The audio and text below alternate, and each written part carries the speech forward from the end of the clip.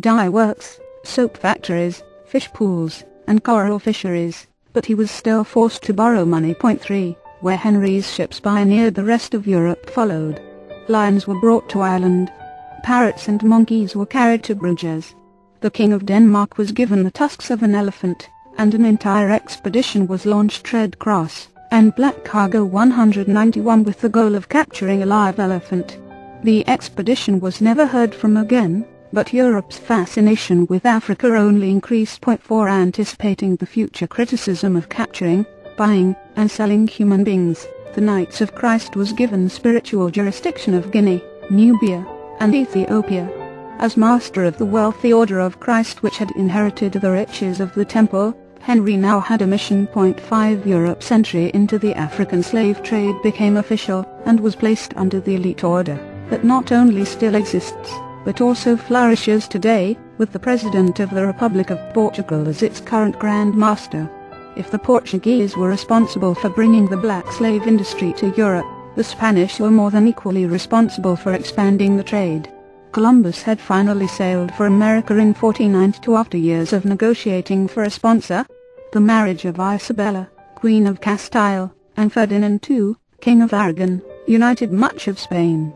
In the conquest of Granada, which unified a great deal of what is now modern Spain, the government was quick to employ what we would today call ethnic cleansing. The Islamic conquerors were first to go.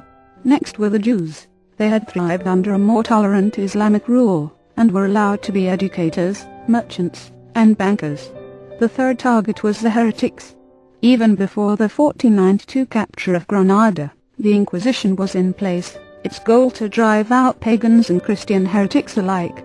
By 1492 Dominican tribunals were operating in 8 major cities. Christians and conversos, the converted Jews, were regularly consumed by flames in city squares. August 2, 1492, the day before Columbus left Spain, was the final deadline for all Jews to convert or leave. When Spain ran out of people to expel, it sent an expedition to the Canary Islands. There the Spaniards met a culture they called the Guanches.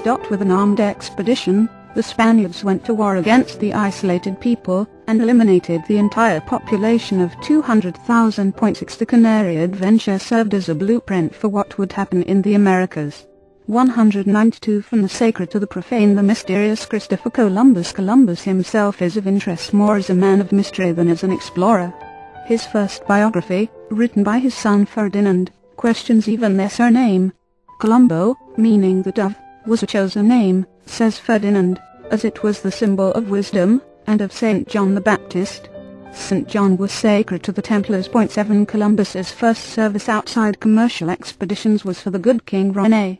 Little was written regarding the Columbus-René d'Anjou connection. The book Holy Blood, Holy Grail claims that René was a Grand Master of the Priory of Sion, the secret organization that was behind the formation of the Knights Templar. Certainly René was involved in some very select chivalric orders, including the Order of the Crescent, the Order of the White Greyhound, and lauded love for delight.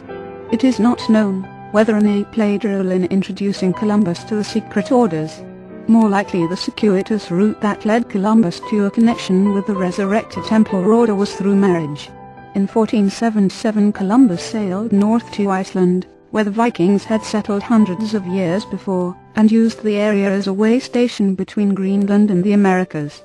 He sailed to Ireland, where in Galway Bay flat-faced natives, leading Columbus to believe they were Asians, had washed up dead.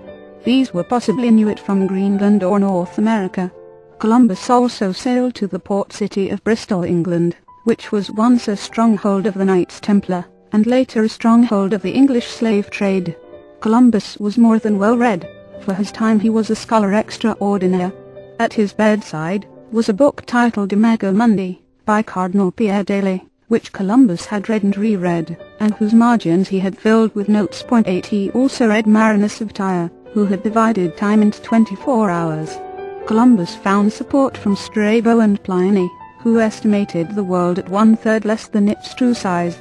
And the adventurer read Aristotle and Seneca, who believed the Indies were just a few days' sail from Cadiz. And in Media Seneca wrote, "An age will come when ocean will break his chains, A Red Cross and Black Cargo 193 huge land will be revealed.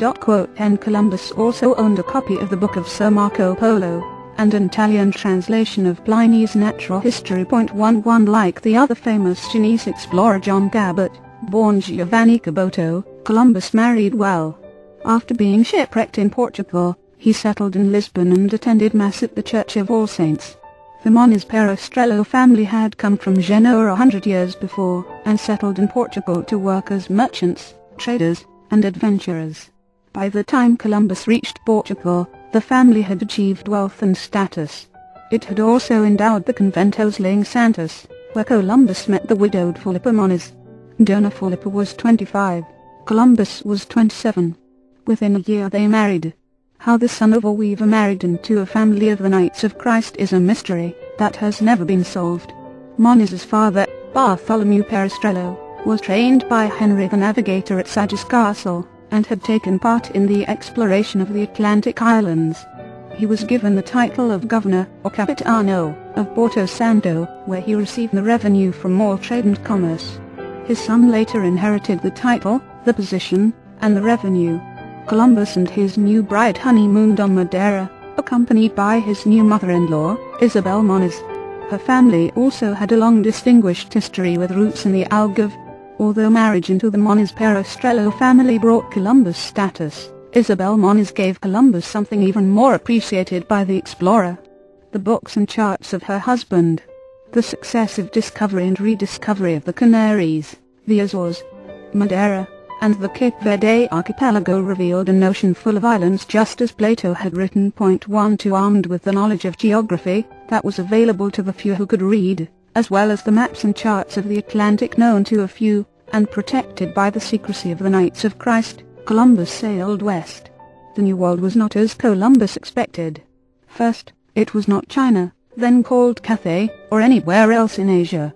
There were no spices, which were at that time as valuable as gold. There was some gold, 194 from the sacred to the profane, but it was around the necks of the particularly warlike Arawak tribe, who first greeted Columbus. In search of gold they were convinced could be found somewhere else. Columbus's expedition searched the Caribbean Sea. Along the way they discovered that the Taino natives of the larger Arawak group on the island of Canoa, a province of Hispaniola, had seagoing vessels that could hold 45 people. The Spanish called these dugouts canoes, but they were actually as long as a European galley, and 8 feet wide. 13 In comparison, the 3 ships on Columbus's expedition held 90 people total. An Arawak group known as the Lucayans were active traders who sailed to Guatemala for beads, jade, and quartz, which they used to make pottery. The natives were also capable of smelting gold, silver, and copper. The natives discovered the thunderheads of the newcomers from the wrong end of the rifle barrels. In March 1495 in Hispaniola, the island later split between Haiti and the Dominican Republic. The first battle was pitched between the Spanish people and the native population. The island's population would be reduced from 250,000 to 500 by 1558. New World slave trade. Spain's complicity in the slave trade started with Columbus bringing slaves from the New World to Spain. At first it was a handful of Taino natives, who were brought to Spain almost as a curiosity. By the time of Columbus's fourth voyage, the Spanish might have brought as many white or Moorish slaves as blacks.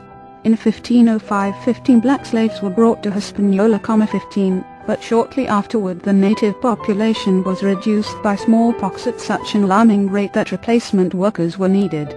The Spanish viewed a black as being worth the labor of 4 native Caribbeans, and with better resistance to disease. The early Spanish slave trade may have been half white and half black. Jewish captives in the continuing war against Moorish cities, and Red Cross and Black Cargo 195 Muslim slaves were sold in the Valencia market.